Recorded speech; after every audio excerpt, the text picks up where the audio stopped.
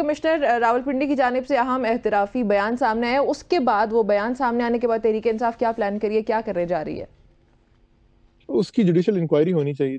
देखें, एक यहाँ पे जो मामलात थे इलेक्शन के, हमारा तो पहले दिन से मौकफ रहा कि जुडिशरी से आरोज आने चाहिए। खैर वो हम्म। नहीं आए। वो इंतजामी ढांचे से आ गए। जब इंतजामी ढांचे से आ गए तो जो भी जिले का अफसर है वो उसका उसका सरबराह तो कमिश्नर है।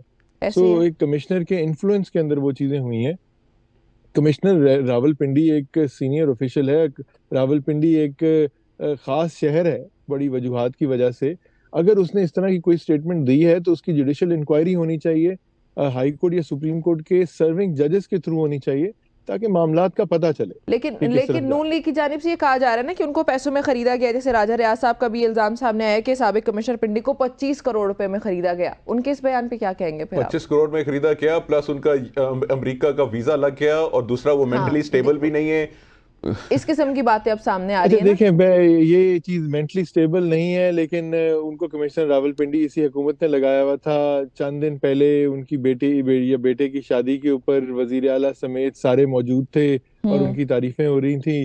अब उन्होंने एक बयान कर दे दिया है तो यकदम वो मुखालिफ भी हो गए हैं, वो ज़हनी तवाजुन भी खो बैठे हैं। ये तो सिर्फ सियासी बयानिया है। हम्म। जहां तक यूएस वीजे की बात है, ये किस किस जाहिल को समझा रहे हैं? जो भी, अगर आपने या मैंने भी यूएस वीजा अप्लाई करना हो तो कितने महीनों या साल पहले इंटरव्यू की डेट अप्लाई करनी पड़ती है, और हम्म। फिर जाके कहीं प्रोसेस होके होता है।